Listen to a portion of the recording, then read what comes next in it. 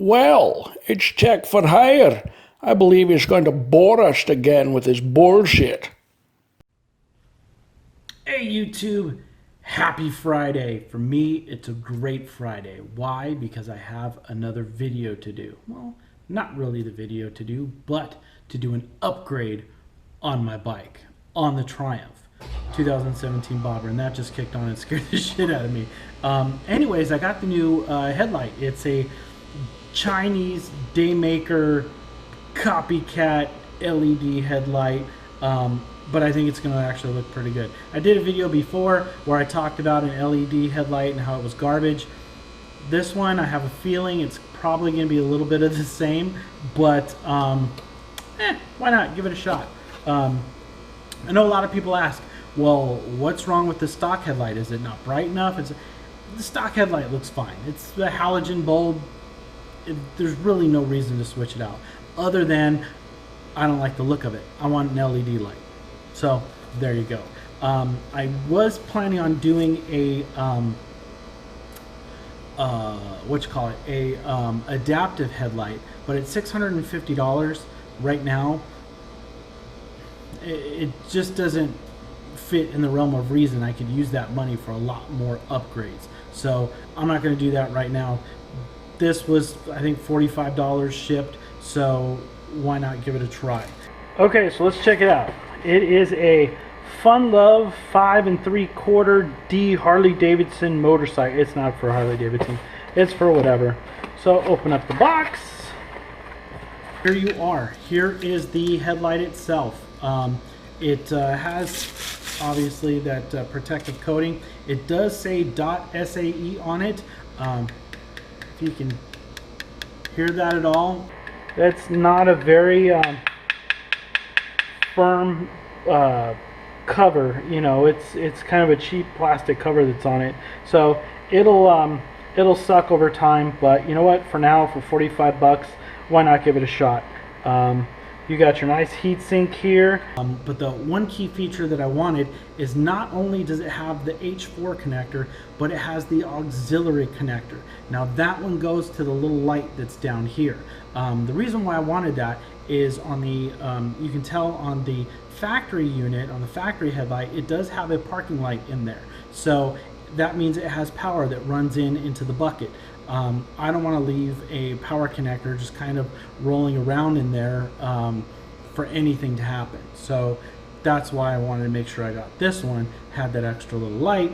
You know, plus it's going to look a lot nicer. It does come with this cable, and I'm not exactly sure what it's for. It's really spongy, and I would never actually use this on anything. So more than likely, this is just going to go in the garbage. Let's go ahead and install it on the old Triumph. Okay, so this should be a fairly simple process. We have a screw that's down here which holds this trim ring. Take that trim ring off. This should pop out, undo the connector, and put in the new light. So let's give it a shot.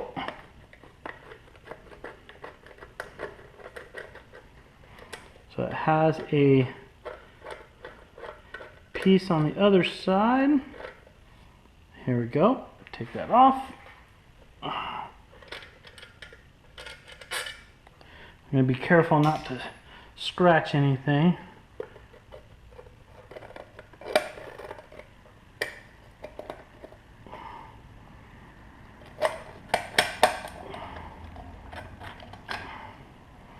There we go.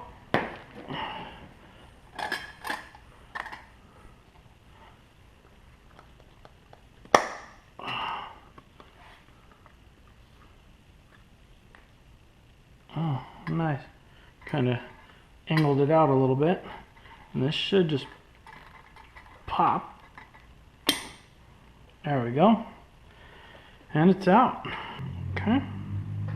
So you see here we got this connector. And then this connector is going to be kind of a pain in the butt. Because, as you can see, this has a positive and a negative. And the connector that we have is just a positive. So we can do one of two things. we can cut this wire, which is not something that I want to do, or we can try to jerry rig something, which is another thing I really don't want to do.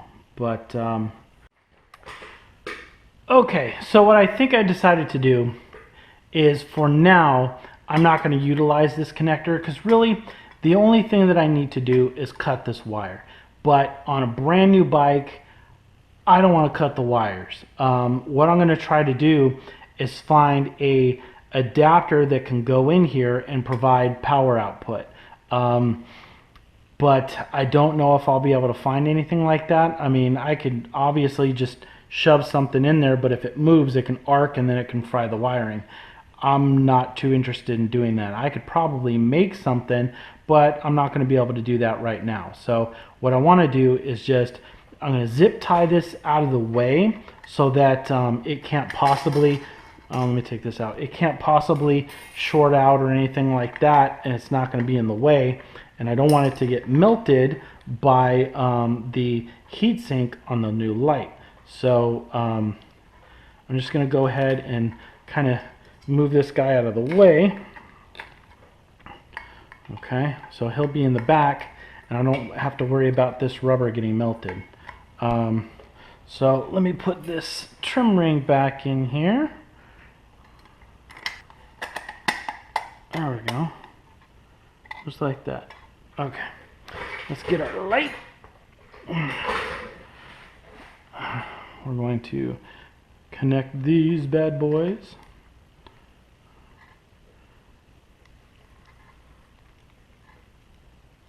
Okay, and we'll just run this one back there.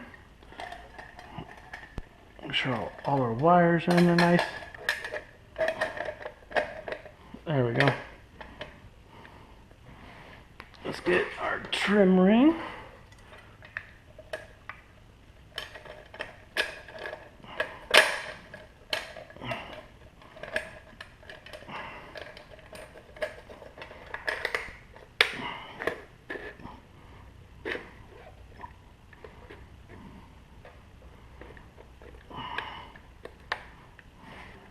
That looks better. You know, this thing probably would look better with a black trim ring. You know, say that now.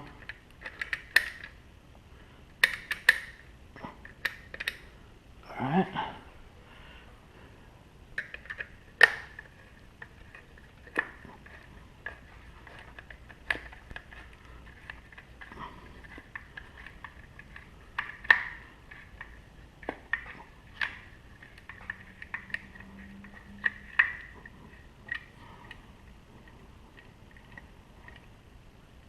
Okay, it is not moving. What do you think? I think it looks pretty good. Be nicer if that little light was working. Let's see what it looks like when we turn it on.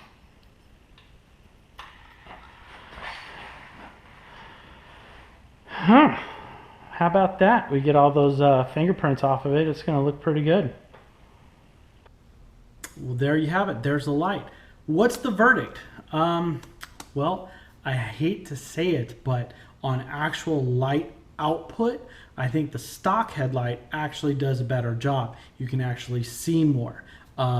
Looks wise, this thing looks awesome. It looks 10 times better than the factory light. But the whole purpose of a headlight is to produce light, so you can actually see the road as you're going.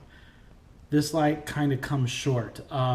You'll see in the picture that I'll post up here, you can see that there's an actual delineation between the LEDs. Now on the older unit that I have, which is a JW speaker, those lights bleed together. So when you actually look at that light, you can't see the individual LEDs. It's one solid piece of light. This one, not so much. You can actually tell that there's separate LEDs that are producing the light. When you hit the high beam, it actually looks pretty good. It fills all that in, but you can't ride every single day, all day with the high beam on. You're going to piss everybody off. So if you do a lot of daytime riding, I think it's going to be a great light. It's just going to look really good. and for 45 bucks, it's kind of a nice addition to the bike. A lot of nighttime riding, especially when the time changes and it gets darker sooner, I may have to switch this headlight just because, I mean, I'll show you the picture up here. It actually looks pretty good, but it's not as good as it should be. I get kind of spoiled with the JW speaker headlight that I have in the Honda because it's an extremely bright light. It looks really good. So who knows? I'm not exactly sure what I'm going to do. But for now, if I'm doing daytime riding, I'm going to leave it on.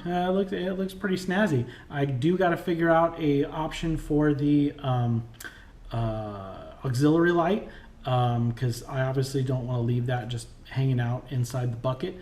But we'll see how it goes.